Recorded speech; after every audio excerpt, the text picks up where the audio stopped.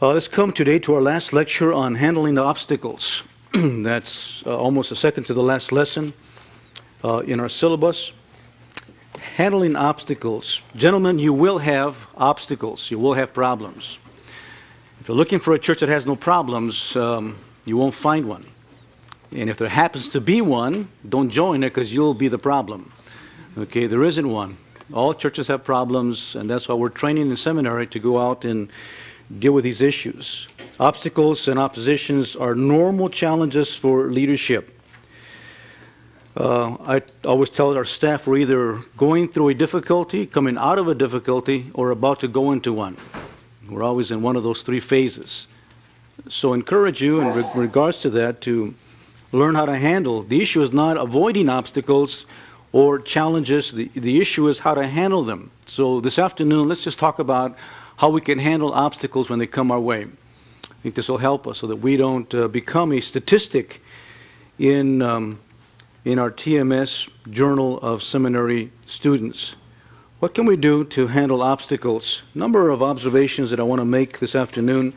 First of all is we learn to seek the Lord in prayer. Always take your issues to God. Make it your first item of business when you are confronted with an obstacle or a problem, to just take it to God. Let the Lord, if the Lord can't solve your problem, nobody else can. Understand that. So we need to learn to just spread our problems before the Lord, learn to take them to Him, and in many ways the Lord will answer, will solve your problem. Either, like Paul said, when he beseeched the Lord concerning his own obstacles, many times He will just help you. Other times He'll give you the grace to endure the problems. He doesn't take them away, just gives you grace that you can actually endure them, become a better man as a result of going through difficulties. Number two, notice number two, always keep your eye on the big picture. Keep your eye on the big picture. The danger with problems is that they have a tendency to detour you, a tendency to get you off the main issue, off the main objective, the main purpose. It's always Satan's ploy to introduce obstacles, like he did in the early church, to get us off the main thing. If you can learn to keep your eye on the big picture, it puts the problems in perspective. To recognize, first of all, they may be satanic. They come in to get you off the main track. Or otherwise, there could be just obstacles along the way that if left unattended to, or if they don't have the right perspective, they may get you off the main track. So learn to keep the big picture in mind. Again, recognize that as leaders, we ought not to react to obstacles but respond to them. They become a challenge for us. Every issue, every difficulty, every problem becomes for us a challenge of how can we solve it, how can we respond to it in a positive way. So learning to keep the big picture in mind. Along with that is number three, to discern between a mountain and a molehill. Do you know the difference? Do you know the difference between a mountain and a molehill? We better, right? We hope we will. Okay. Every issue then, we can't say yes because it depends on the issue. Some things are mountains. Other things are molehills. Learn the difference. Learn the difference between a mountain and a molehill. And some of us have the uncanny ability to make every molehill into a mountain. We do. Everything becomes a major crisis. The ship sinks with every little molehill we come across. So learn the difference between a mountain and a molehill. Again, some problems appear larger than they actually are. I'll give you an example of Saul, for example. Saul and David's issue. Remember when David came back and they sang those songs, Saul has slain his thousands, remember? David his 10,000s. It became a molehill to him, a mountain to him. It was really a molehill. It was no big issue. If you really known David's heart, you would have known that David was a really loyal servant. David had no intention of taking the man's throne. No intention. And yet he made this little molehill into a mountain.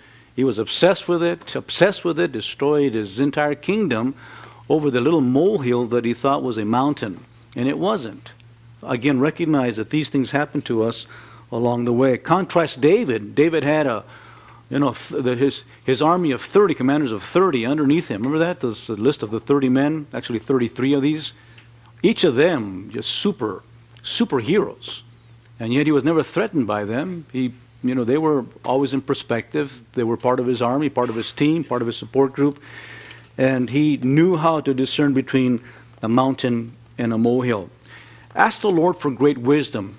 May I say, next to this, Mark, put the list of 2 or 3 wise men in your life that you could call on a moment's notice, either late Saturday night, Sunday morning, any time during the week, any time during your life. You can call them and have them help you to discern between a mountain or a molehill. Very important for you to do that. I recall one Saturday night getting a call from one of our church planners, and he called because he was being threatened by a man who threatened to bring an issue to the congregational business meeting that was going to supposedly upset a particular vote, and he was really upset about it. And I counseled him by saying, don't worry about it. Just relax, get a good night's sleep. The man is not going to do it. He wouldn't have the gall to do something like that. That would just not be something he would do. He's just trying to threaten you so you don't show up at the meeting, and you won't be there. And sure enough, said and done. The man did not show up, and it was a smooth meeting. Again, important that we don't turn a mole into a mountain. Important that we do that. So again, have these names. Have the names of fellow. Put my name there. If you need to call me, give me a call. Again, we don't want you to destroy your ministry over some little issue, some tiny little molehill, and you'll die on that little hill. Well, and really there's no need to do that. So put some names of some good men that you trust, whose wisdom you can trust, and when in doubt, ask them. When in doubt, it just takes a very simple question, response, etc. Number 4, extremely important when it comes to obstacles and problems.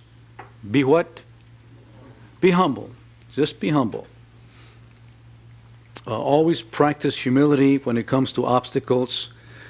First of all, some opposition, when sometimes you're attacked by people, it calls for no defense.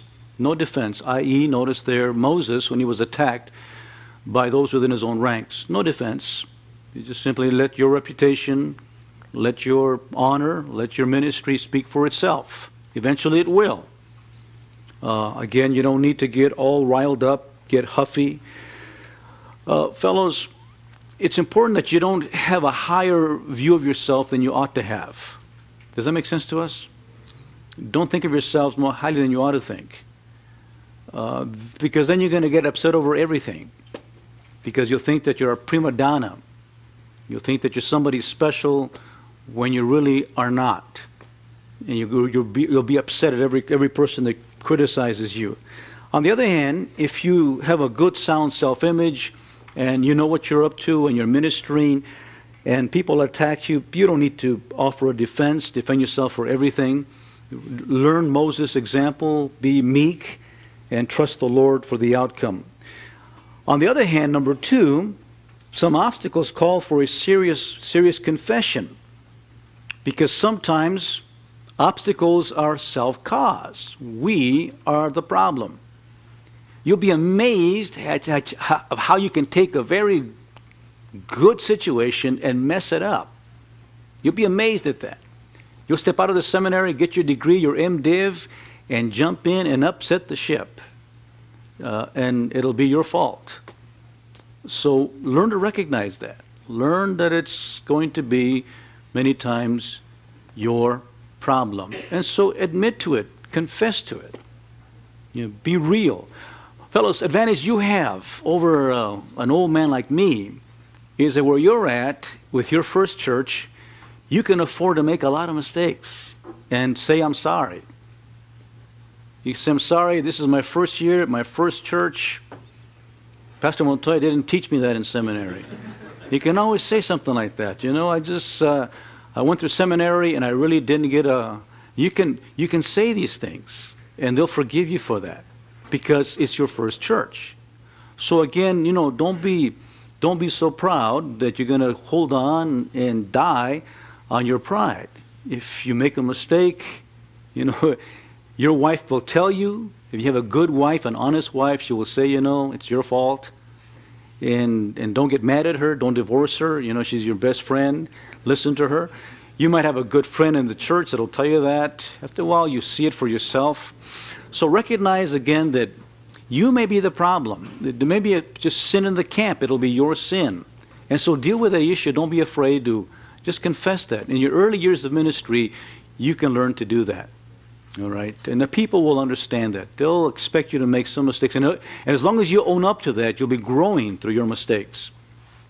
Can you think of a few things offhand that guys have called you with from the school that might be common to what people from our school are going to run into? Sometimes they'll call concerning maybe criticisms by board members or an elder board that's about to make a decision on some issue in regards to them. They're panicked about it. That can easily panic you. Elders going to vote on you staying or going. That can panic you.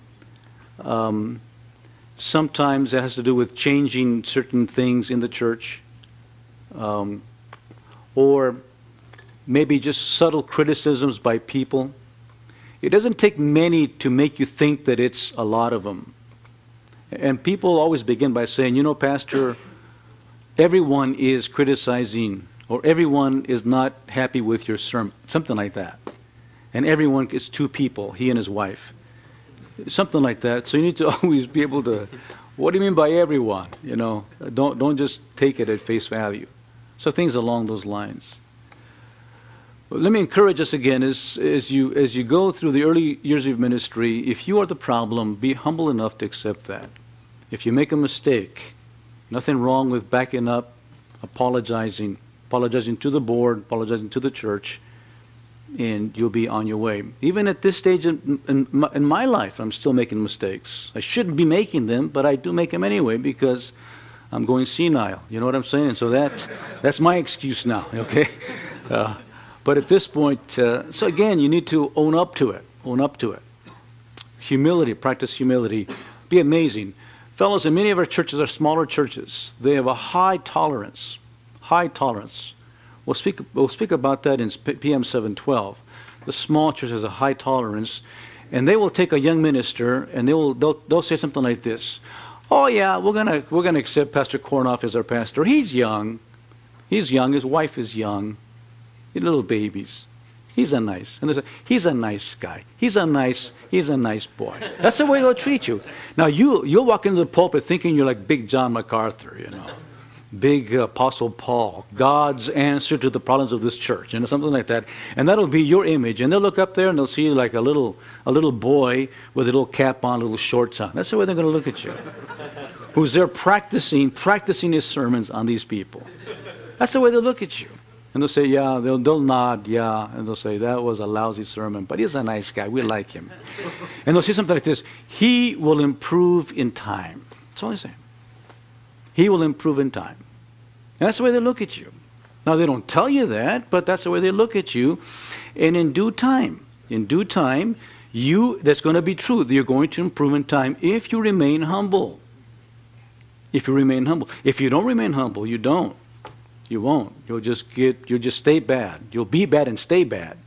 But if you simply learn to grow, it's an amazing. They'll have a high tolerance and they'll help you grow. That's why the value of the small church. Small churches produce great preachers. Okay? Small churches produce great preachers. It's the value of the small church. So we need small churches all the time because they produce great preachers. I was informed a while back that our air traffic controllers are produced by McDonald's. The McDonald's hamburger stands, franchises. It's the guy at the window taking the orders. The guy taking the orders is learning how to process, all these cars coming through, and he becomes your air traffic controller for the future. He learning to operate this kind of stuff. It's amazing. And so small churches are the ones that produce Christ. So don't despise the small things. Stay humble, gentlemen. If you're the problem, admit to it, and then move on. Now, every now and then, some opposition calls for courageous confrontation. Every now and then, you'll have to do that. And in humility for the sake of truth and the sake of the gospel, the sake of the church, the sake of ministry, you have to simply stand up and confront and not be afraid to do that. That's not being prideful. That's just simply learning to defend God's truth. So it's part of humility, not defending you as so much as it is the truth of God, the church of God, the people of God, and to stand up and confront those that do need to be confronted from time to time. So again, we're going to learn to do that. Is that easy to do? It is hard to do. Some of us are not confrontational at all. And some of you are always confronting everybody. You're like a mad dog, you know what I'm saying? But there's some of us that we're just not at all confrontational. And it's tough for us to get up and really just, stand and pick a fight. But every now and then we'll have to do that. And when that's done, do it, and may God help you with that. Number 5, also in the midst of difficulties and conflicts and obstacles and problems, we need to learn to keep calm. Learn to practice self-control. A leader must be cool under the worst of circumstances. Our nature sometimes is to just go into panic mode and just lose it altogether. Some of us are wired that way. We have to learn to get rewired the other way. Just learn to be calm. Learn to be calm and practice this issue. I note there for our instruction Esther and the threat of Haman. Remember that? I mean, talk about a gal that practiced such great calmness. Here her life was in danger, and yet she could arrange for a party, a banquet, and blow the guy's cover. Okay, but that's again real cool. So the issue of number 6, have the courage to confront. There are times when we must defend the cause against its enemies. To let the Lord give us the courage, the holy boldness that it takes for us to do these things. Number 7, know the written and unwritten steps to problem resolution. By written, I mean Matthew 18. Okay, learn to practice Matthew 18 when it comes to problem resolutions. We're in the habit nowadays in churches of accepting everything as a problem that is not subject to church discipline. Just because you're a minister does not mean that you're exempt from these things. Just because you're a minister does not mean that everyone has free reign to sin against you. Okay, it doesn't. Things that people do against the preacher are subject to church discipline, i.e. gossip, for example, gossip or slander, things like that. All these things are, divisions, causing divisions, all of that is subject to church discipline. And it's amazing. It's amazing how we just don't practice that. So let's learn to practice Matthew 18. Now make a note there, gentlemen, concerning Matthew 18. Before you practice Matthew 18, teach it well to your people. Don't assume that people know how to practice church discipline. Way in advance, teach the whole issue of church discipline. Walk them through that. Again, a call that I got from one of our TMS fellows. He had a situation of church discipline. He said, "We have this thing in our church, an elder in our church. I know we should practice church discipline. What should we do?" I said, "Does your church practice church discipline?" He says, "No, they haven't done it for a long time." "How have you ever done it?" I said, "Then don't do it. Don't do it. Because they won't understand it, and they'll turn against you, and you'll lose your job. Just let it go. Let it go, and then teach it. Just teach it over and over again. Just teach the whole issue of church discipline. Go through it, role play it. Role play church discipline. See? Well, and just walk them through that so that when the time does come, when you practice church discipline, people know it's the right thing to do. That it's the right thing to do. If you practice it only when an enemy of yours comes up and somebody does something against you, it's going to work against you. They'll take it as an attack. They'll take it as something evil, and they will not understand it. So it's important for you to walk through the issue of church discipline, teach it to them, and then begin to practice it step by step.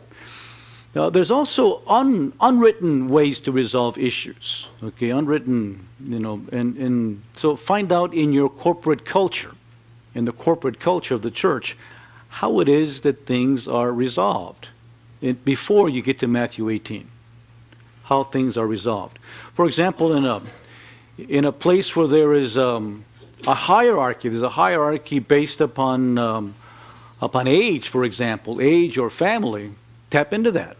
Or longevity, tap into that. All right? Because it's important that we learn how to resolve these issues. You don't have to always resolve your own problems. Just get the person who's going to be able to do it for you. So again, and then number eight, persevere.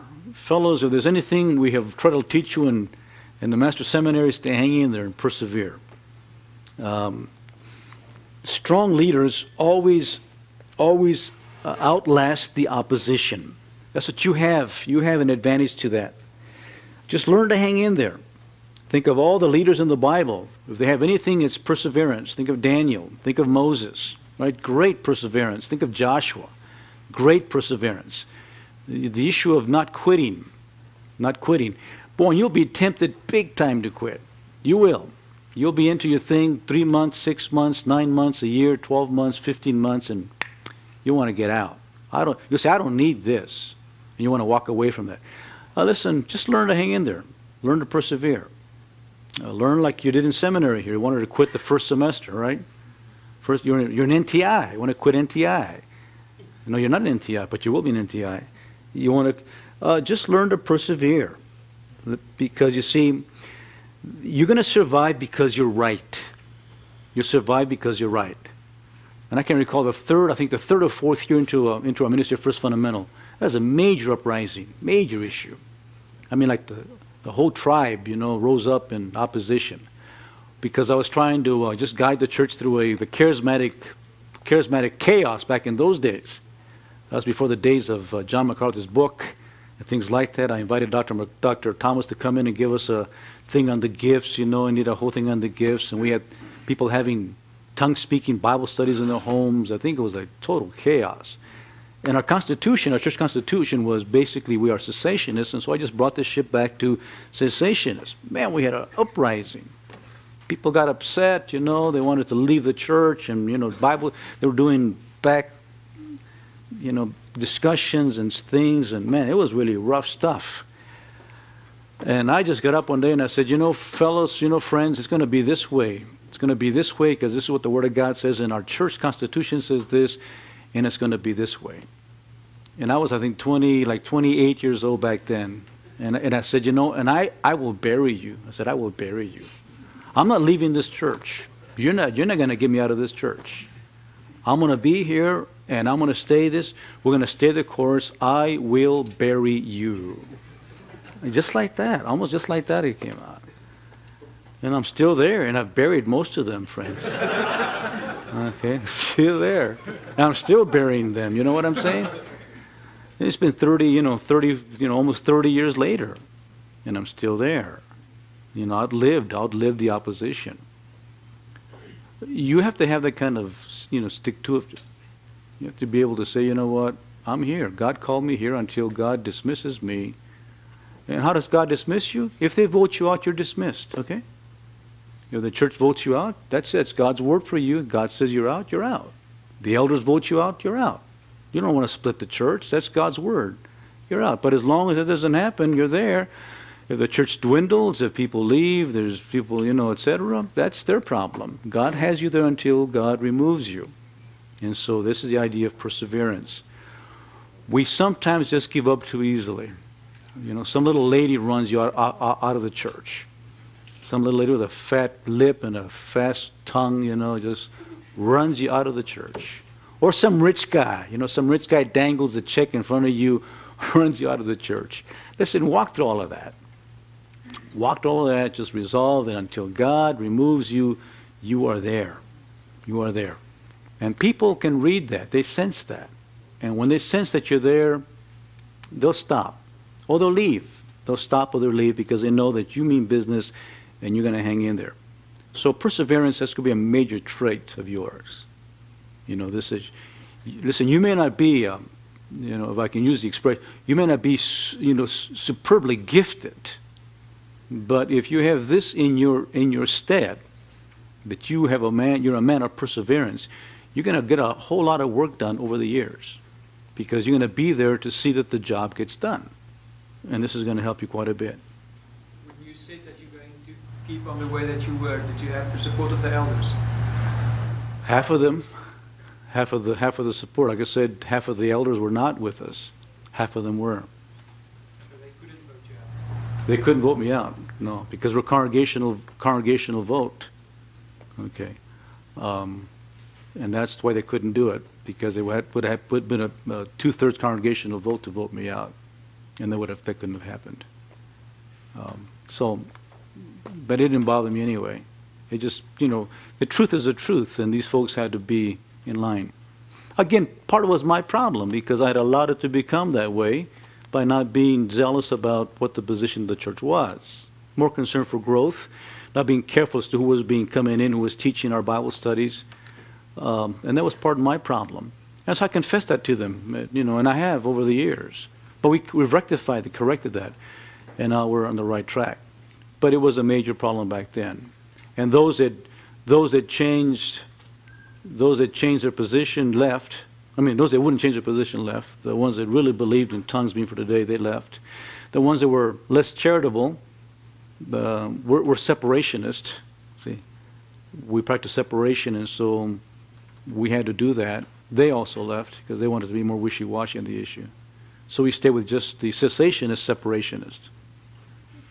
That's tough, isn't it? Yeah. And yet that solved the problem, and then we grew after that. Never had the problem again, ever. It's never surfaced again, because that's our position. It's not, we'll never fight that issue again, ever. We fought it once, we won, that's it, it's over with. So it's done. But it was tough. I mean, I was scared, to be honest. I was scared. I couldn't sleep at night. I just scared, just because I'd never been in that situation. And we lost, I think, almost half of the church left at that time. We had a split. Almost half of it left. So it was tough, but it was good too. Good, and we just took off again after that. But persevere. There's been minor issues since then, but nothing like that. But we've persevered. Okay? So again, just encourage you to do that. The temptation is always to quit. And never quit. Never quit Sunday nights. Don't go home and quit. That's not the day to always quit, like on Saturday mornings when you quit. Before Sunday. But never quit on a Sunday or a Monday when you're wasted and you had a bad time. Never quit after a board meeting. Okay.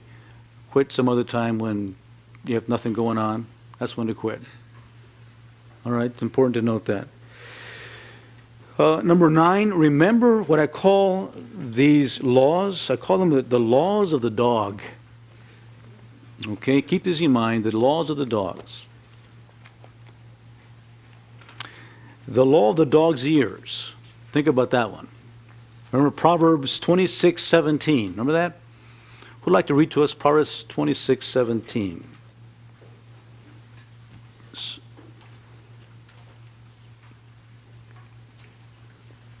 Who has it handy? Yes, sir. Go ahead. Like one who takes a dog by the ears is he who passes by and meddles with strife not belonging to him. That's a good one, isn't it? Never grab a dog by its ears, because he's going to bite your head off. Leave the dog alone. Leave the dog alone. Don't meddle in trouble, not your what? Not your own. Be careful with that. In Spanish, we have the word metiche. You know what that, Michael, what metiche mean? I'm not sure. See, he doesn't even know. It's like a meddler. He just meddles in everything. And if you're not careful, you can be that kind of person, and you're going to get yourself messed up. Let me just, for example, women's issues. Women's issues. Be very careful about women's issues. Okay. I love to just put an elder in charge of women's issues. Okay. And they're just his. He handles them. because, you know, women's issues is almost a lose-lose situation. You got to have some wise women. We put some wise women in charge of issues. Man, they're always like gossiping. They don't agree on things. They always want to. They don't recognize leadership among themselves. I mean, you can go on and on. It's strange. We can run a meeting by Robert's Rules of Order. They have a hard time doing that. It's difficult. So, you know, usually you have to be very, very careful that not every issue that women have come to you. Find some other source, 2 or 3 ladies that are godly, they can resolve the issue. Another elder that has great clout, they can resolve the issue. Kids issues, you know, be very careful concerning kids issues. That can always be an issue to come in. It's the proverbial 2 kids fighting next door to each other. They drag the mamas and papas into the argument. Remember that? Mamas and papas get into the argument. Before you know it, the kids are out playing baseball. Mom and papa are still fighting with each other. Remember that one?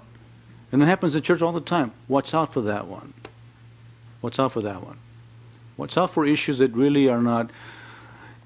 The pastor down the street can get into this vendetta with some issue in the local city council. You follow me? It's his problem, and he comes to you and he wants you to get involved in that. He wants to drag you into this thing. Watch out with that. It's not your problem. Don't let him drag you into this thing. You see what I'm saying? It's important that we don't allow just everything that's out there become our problem. Again, watch that. I call it the law of the dog's ears. Be very careful. If it's not your battle, listen. For instance, the Master's Seminary can have great convictions. Grace Church can have great convictions. And I'm not saying this is just by way of illustrations. Grace Church can have great convictions about certain things, but they may not be your convictions. Okay? Nothing wrong with that. So why should you get into a hassle over somebody else's issues? I mean, you're using it by way of illustration. So it's important for you to note that they've got to be your issues. If they're not your issues, leave the dog alone. Because you grab the dog by its ears, before you know it, you'll be without a hand, okay? Or without a head, if he's a big dog. All right, so this is just for us to be careful how we walk through this issue. Number 2, beware of the law of the underdog. The law of the underdog. And that is generically people side with guess whom? Tell me. The underdog, the weaker party. And normally in the church, you represent the stronger party. That's why the bully pulpit, be careful with it. The bully pulpit may turn against you. If you take the pulpit and you use it to abuse or to beat or to attack a elder in the church or a board member of the church or a member of the church, they're going to side with guess who? The underdog. Poor Sam, huh? Poor Sam. Did you see the way Pastor attacked poor Sam? Just because poor Sam didn't agree with his. And they're going to be with poor Sam now because Sam's the underdog. Now Sam may be wrong, see? Sam may be wrong. But because of the law of the underdog, you didn't recognize that, and so you use the strong arm of the pulpit or your personality. Before you know it, they're siding with Sam and against you. So just take note of that. Be careful that you don't want to cause that mistake, because that can happen. Number 3 there, beware of the law of the barking dog. It's called the law of the barking dog. Don't lose your dignity over a mutt. Okay? It's like they heard about a guy yesterday. Was it yesterday or this morning? Yeah, this morning. Some guy killed a goose. What's a goose? What's a mother goose? A gander and her goslings. Gander and her goslings. Some guy killed a gander and her goslings, stepped on them, wiped them out, all because the gander hissed at him. You know how geese do? And he got upset, you know, and he went over and he stomped on this goose and stomped on the goslings. Now his name is all over America. His name is Mud. Now, friend, in other words, that gosling may have had it coming to her. You follow me? May have had it coming, but you don't want to do that. You don't want to do that to a hissing gander or a barking dog. You know, just picture here a stately general on a horse, okay? On a white horse in a parade, and there's a little dog comes running up and starts barking at the heels of his horse. How would he look if he took his revolver out and shot that dog? See, how would he look? And that's what I'm talking about here. Beware of that. Beware of the dark. Don't lose your dignity over a barking dog. That barking dog could be some loudmouth deacon. Okay, it could be some loudmouth elder. It could be some loudmouth woman. It could be somebody out there, some loudmouth neighbor. Okay, it could be that barking dog. You just don't lose it. Don't lose your dignity over that. Just don't let that person get underneath your what? Skin. Because it can happen to us. You know, how many times have you wanted to shoot that mutt, okay, and do that? I mean, I go jogging sometimes, and some dogs scare the daylights out of me sometimes. You know, and I just know they're barking dogs. They have no bite to them. They're really wild and behind the fence. But if the fence is open, they don't attack me. And if I stop and I go like this, they run back. You know, But sometimes they scare the daylights out of me because I'm jogging and they just jump over the fence. You know, yay! And I feel like, So watch over that. Don't lose your dignity over that, because it's just not worth it. Okay, just not worth it to condescend to that level. The law of the sleeping dog. What's up for the law of the sleeping dog? If it's not a problem, what? Don't make it one. If it's not a problem, don't make it one. Fellas, you know, we're notorious for doing that. We're making problems, you know, when they don't exist there. You know, if you're an elder rule kind of man, you're a blood-washed elder rule kind of man, you know, you're that kind of guy. I mean, you bleed elder. You know what I'm saying? You bleed and elder falls out. You know, then you don't ever take a congregational church. Don't ever. Don't ever. That'd be unethical. You're a hypocrite to do that. You're a mercenary. You're a mercenary. You're a parasite. You're a wacko. I mean, see, you want to just take a elder rule church because that's you. And sometimes we are secret elder rule people, and we'll just go in and take a congregational rule, and there's sleeping dog. Sleeping dog here, they're congregational. They love congregational rule. That's what they are. That's what they believe in. And you go in there and you rouse this dog up, and they'll run you out of town. You follow me?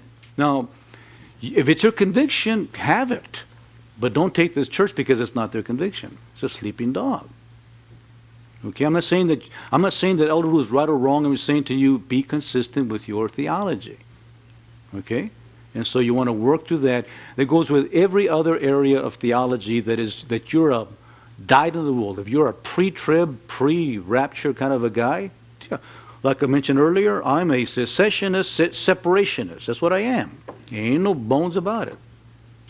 And that's what I am. And that's, you know, so I will only take a church that believes that, and our church believes that. That's what I am.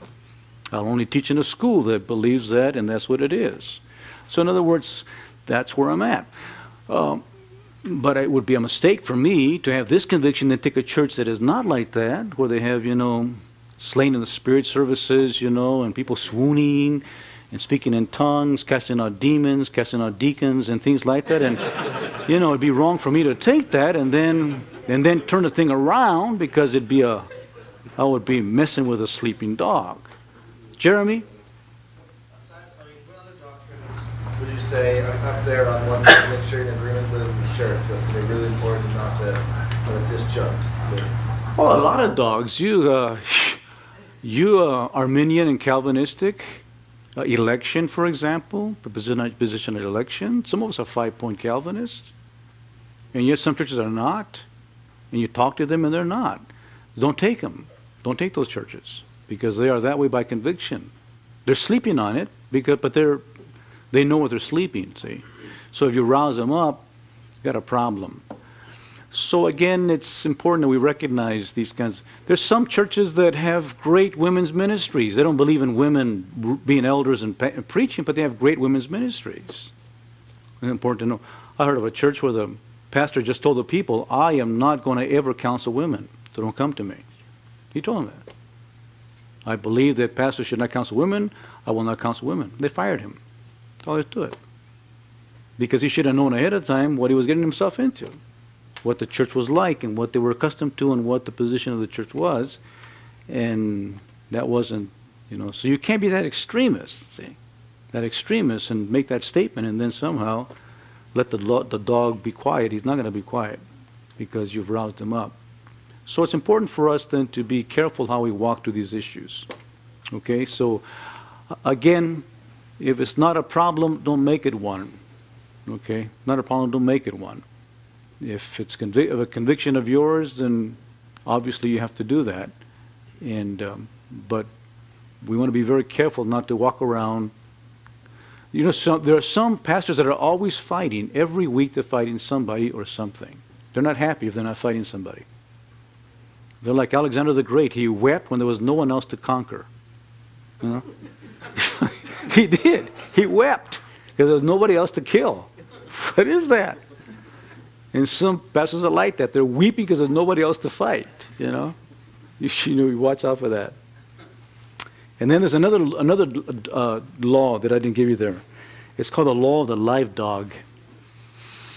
The law of the live dog. Ecclesiastes 9:4. It says it's better to be a what?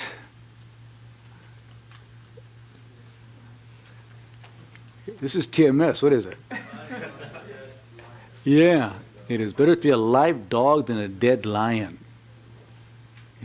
Live to fight another day. Live to fight another. That's what he's saying. Live to fight another day. It goes back to the mountain and molehill. You got to pick the mountains you're going to die on. Pick the hills you're going to die on. Better to be a live dog than a dead lion. Okay? It's so important to note that. I recall when I first had our church, I think it taught me, I'm not sure, I forget what I say in these classes. When they voted on the pastor's, the parsonage allowance, the pastor's allowance, I wanted them to just give me a pastor's allowance, and they couldn't agree on that. It was 50-50. It was like 8 against and 8 for. Imagine that. And so I was the chairman of the board, so I had the deciding vote. See? Had I voted for the motion, I would have been a dead lion. Because I would have won, but I would have lost 8 men on the board who would have thought this guy is nothing but a covetous, greedy pastor. Because they didn't understand what it meant to have a pastor's allowance. So I just said, gentlemen, I refuse to vote on this so the motion dies. Don't worry about it. Don't worry about it. We're fine. And we just went on. I just closed the meeting. We finished the discussion, finished the meeting. And I wasn't fazed at all. It just went on because, you see, these folks just didn't understand what was going on. It's a brand new church, brand new church, brand new believers who were wrestling with these issues. Well, a month later they came back with the same motion, and the motion passed unanimously because they finally understood what it wasn't a race for the pastor. They were so concerned it was a race for the pastor. And it wasn't a race that was just setting aside the money for tax-exempt purposes. Oh, okay. All right, Pastor, we got it. Yeah. A bunch of greedy slobs, And so, but see, better to be a live dog than a dead. You could have won, but you would have lost anyway. So again, decide what mountains you're going to die on. What hills you're going to die on. Better to be a live dog than a dead lion. You can win, but you're dead. You're lost. So again, important for us to take note of that. You know, I recall reading about Bonhoeffer once. You know, it was prison for the Nazis, and I recall saying one day he and his buddy were walking down in the prison, and some German guard was going by, you know, and the guy goes, "Hi Hitler," you know, "Hi Hitler," you know. And so Bonhoeffer goes, "Hi Hitler," you know, and the other guy didn't do anything. You know, says, "Hey man, come on. Don't die over a Hi Hitler. Say it. Why are you going to die over a Hi Hitler? Die for something that's worth dying for. Not a little salute, you know, to some wacko, you know. Hi Hitler, you know." So, see, that's what I meant, you know. You want to be a live dog versus a dead lion. You know, so Joe and Joe just got killed by a guard. Really? What happened to him? He didn't salute Hi Hitler. They shot him. Really? Yeah. Wow. What a brave dude. No, what an idiot, you know. He's Sergeant Schultz is the guy he didn't salute to. You know Sergeant Schultz? You know? Remember him? Mi Capitan, you know, Hi Hitler, you know. Salute him, you know, Capitan, yeah, Hitler, you know, get out of here. You know? What is this? See, we need to. Guy gets all upset because they don't put pastor in his parking lot. You know what I'm saying? The most right reverend, you know, Joshua, you know, etc. You know, he gets all upset. Hey, you know, my parking lot, you know. Hey, don't worry about it. You know, die over that. I'll come to the church only if they put a special parking spot for me in the parking lot. Come on, you're a dead lion.